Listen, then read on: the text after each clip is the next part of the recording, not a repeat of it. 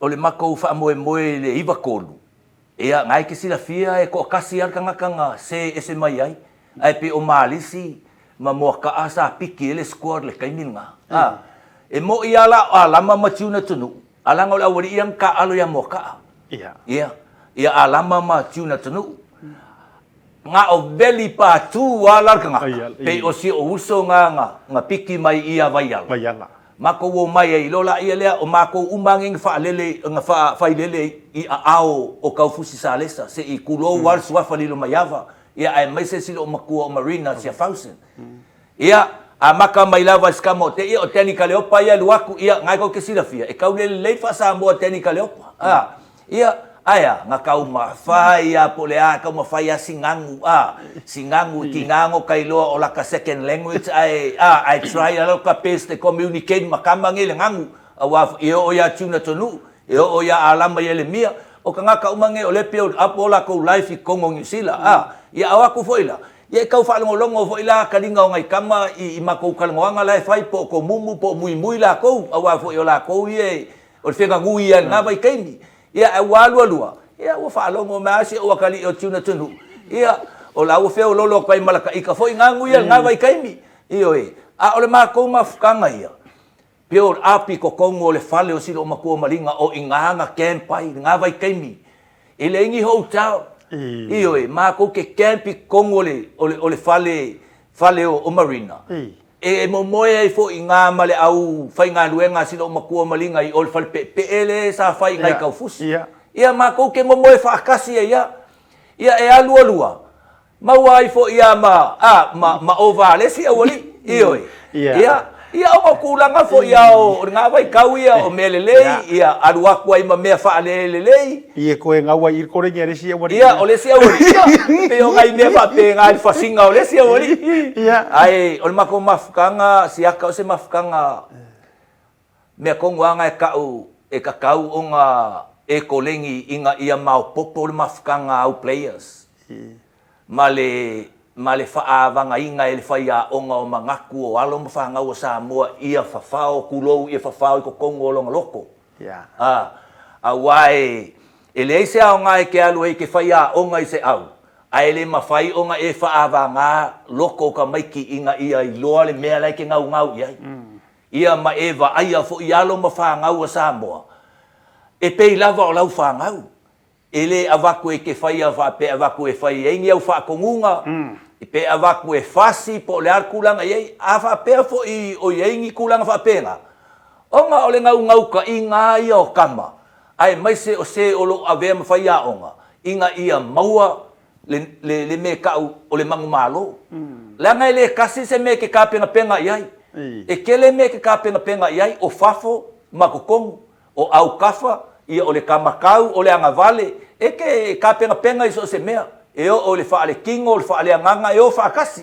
e ke o fa pese singa la kapia le ai mo ko fa ngalo ma ko ai fa ia fa ngalo ko fa yo ile fo e mau ai fo ile se oli a fa yaku tole fa mai ska ko lo kul kayao ia le afulanga le au matu va ia le fetangisi mai o alisi ole ia vai fetangisi alisi ile kayao o alisi fa ko afetangisi le fiaf o ila fa ko ai mau ai fo le se oli wow nga ke le ku fa kasi mengi o la kapi ua ilo ai ka kalo awa ole si kamakalo ele ilo pe fia va ai ngol kalo ai wow nga le mai ko kongo au la kapi ua ilo ai le ai e kolu ia va ai ngol ka kalo ole fa fikai ai wale vanga si la fia me ai o kama ia o kama nga mai ia o kama ke le moku ia mai ai kolu ia va ai ngol a fa ia o fa singa kama i mela I kiki vo ngale isa wa fa popo isa o ya fa popo ngai ele tau tape na ngala le ai nai I Hong Kong o ina tau semi final ale vo tu fata na final mako semi final ma New Zealand malo rasma Samoa ma kamalo romu oi na ye romu ia ma ai mako final ilo mafiki o fea lau ta longa ia na John Kelvin la wali inga o Terry Wright John Kelvin la wali inga o Russ o fea lau ta longa nei na e langona o se ka longa si dia kung fainka I leo to wo nei New Zealand ai mai se pe o main ni o New Zealand fiki ia Australia. E a foi. Makaulia mako o kaalonga uma i e kolunga koe. Kusa o mako whaino o kaalonga whainga ka uma ngi. Awai semi-final ya Australia. O ia kota whaino ya Australia. Semi-final ya New Zealand. Ai whaino ya fiki. E wai kako wā aila iai. Wow. Kusa lai o kaalonga uma ngi. O kaalonga piko i whainga ka uma ia. Ai mai se ale wa awa fai inga mai loi wa ele mawal fa mo ele nga inga o le si mea nga makua ma ngai ia le mako wonga le kaiminga o nga mako wo mo Australia ile sevens ale ka ole Melbourne Sevens maka uri nga mako pun mafiki ile nga le fa pu ai ka fa au mako pula mafiki le mako pun nga mako fa ia inga ya fiki i games o le pool games ai enti fonga le mea mako koe whainga mawhiki ioi o inganga makua mako i loai le aila o lewa lava mako ka pengpenganga mako ki o mako i Hong Kong i le mele mau ke emi ai mako whainga mawhiki mo usiko ai fo i ka alonga nga e Australia Melbourne lea kako sempinge lola ele nga o ingala i le whainga mawhiki nga au mai ai maka o le lalo langi ma faile kala o Samoa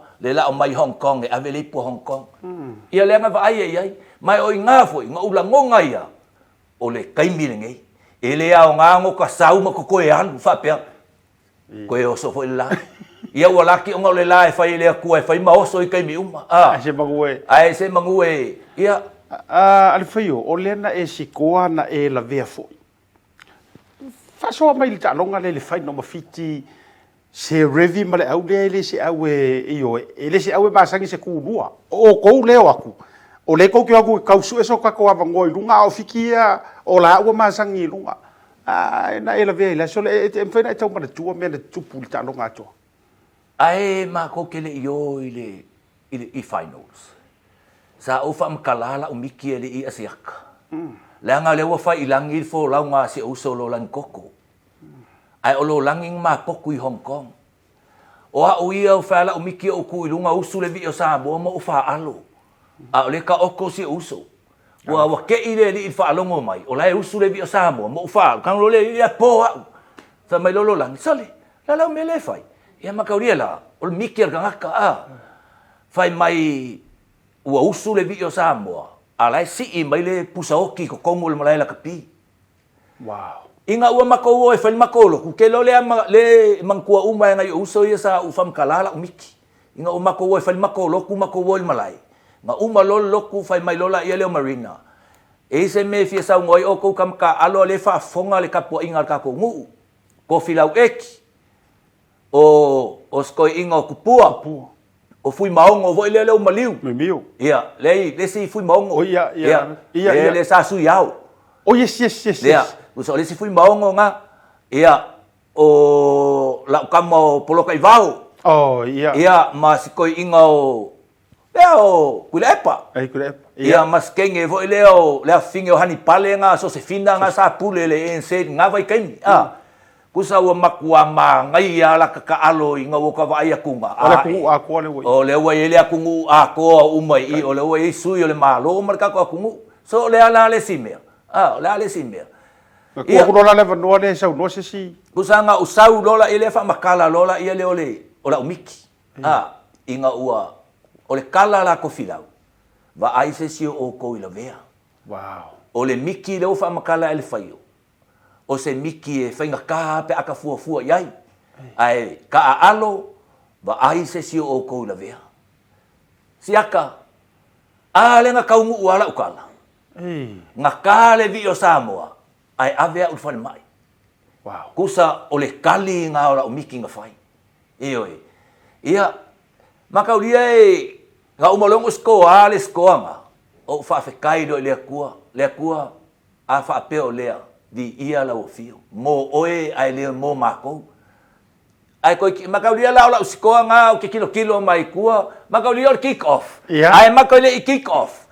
Nga observing al me ale li leo le player le afiki le li leo Waisale na seri Le ami ho le pe ma ai ia lumo le ali mai makaulia la osila pe mau ke fa nga sila o se mea fai ngā luenga e whaafefe ka ngaka. Whakaumoa. O le whakaumoa ngā, o le malo kia, kuloua kia. Ai, makaua mai ma alama ma, a wafu o la vea teni ka leopa. Au mai lo leo alama le sakalu backline. Mako ka alo ilu malfo weki. Ka alo lola ia lea ma alama ma, iau whakro le ia sila. O leo kewa ai akwe leo koe two-handing a mai ngai. Ele li leo o waisale na series e polo, laua ngofo ale li mapo i kua ia nona truku ma waisale se ready. Longo inga wapo kawila le li. Wa waila. Waila upala ai langa e kinganga lu esel polo ai whanga e lau kama o kia. Ia alama vo ilai ko kongue o ko lua i ma alama. Ia whakulo, o pe iai. Ane la uanu sao ai o ia nona truku ma waisale. Awa asiaka. O la umeanga sa whai a o ka alo. O au ole huka. E kakau o nga e super fit. Awa a kau oe o le huka le kai ko fiku. O le loose forward. O le flanka lea. O le flanka lea. O oe ke whaalea ngā uma play a aura le siku. O le au nganga o ka ngaka e huka. Ia fit, ia super fit. Ioi. Pe sa whaalango lango a ukama ia i lau pressure ngā sama sangingo pressure inga i ka ngaka. Mai se a ka ngaka ia set player like Waisale Serevi. Ia o le li leo kempisi au pe o kamba ngai se kia e ke alu ala e presa o le mela kaunga e super fit ia pe o le kulanga nga o try nga nga fei kaila o le kia langa nga makauria nga o try ai o kango ku mai ku lo fo ia fa fonga sa mo e try o le polo ai ku mai lo ngo o ku ka o le isu o Waisale la kulia ko Waisale ai ai ko luangi kaka ngeo kaka sprinter ko lo le Waisale manona truku le nga luaku wingi a Kemper Raiders o la wori sawa ia langa e makaulia li asiaka e pipi lo se me ki kilo aku koe o le kouru ma oi e po o ai al fai mai sawa e fea o oe le ke pala ai le ke fia maua se mea e fiu e kurin pala ai ioi ya le afulanga luaku pala ai sikoa aluaku lo lauri bole koe long kick lauri ai short kick la uri ya nga lua ko lo la kula uri o ku pingi ya ulau ke lunga le ia pela TV ave o fale mai ia ai la ko lo tiu na para mo le nga lua ku le aua New Zealand angi usila le nga makofa vai vai ora temi na e mafai nga sui le player ku sa nga faia inga fiki angi usila sa mako ma fau ia Waisale awa kala nga tau fusi fa pe faia inga mai fiki angi usila o nga mai la ia leo o Waisale ia ai ke o faia inga lo ia New Zealand au mai ai lo ia tuna is kamo tuna para mo wa vo tuna para mo pel mak fo waking ang maka alo ya mo ka al kai minga ia ka nga ba ko pe ko lua e mingu ke ba ko nga ko ki a faia inga ile au ke lo a faia inga ma o ki ai le inga ia mai sa o ile mai nga na toi titi kulia kule kona nga wa ko makamaka ile me so le a eva i so ko ki so mai ki au ke fai aku la ukala e fiki ku ali mele ku mai ka nga pe ya nga si ko fiki ni merga ia o tala ma nga fa lo tonu u ka ma alo la ngo la fa pe ku kupu nga me ioi si fai la i ka manuanga nga fa ko e ka mara mara mari fare mai i ro o le hase me tu kusa nga aveloa ia makaulia ia nganga ula vea makaulia ai koe vai nga wala ki le kau mo lo kau au lalo fako ngau ko lo ulu ia o au ia lau ke kilo ngo fo mai lunga pa o ke le lo nga me fako au lo ngo makamaka le i le TV sa ngo fo mai lunga ai ke o kam mo aku ia lama mala uli ko faka o ko lalo ave lo le o fal mai kusang wa ko fal mai o ko ave ko ngole o le fa aka ia au mai lo i fafo au mai me nga sa wingway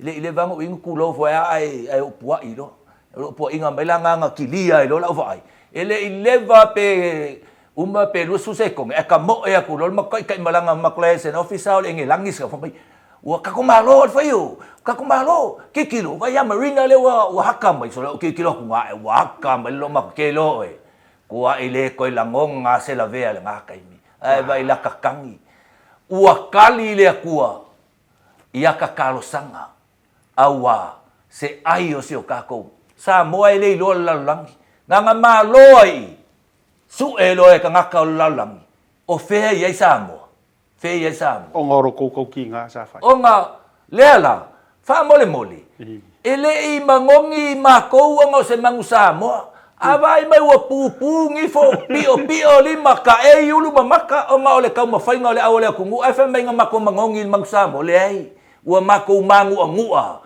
o nga ole ka mafainga ole manusa moa lea la ua ea ioi lea ua ea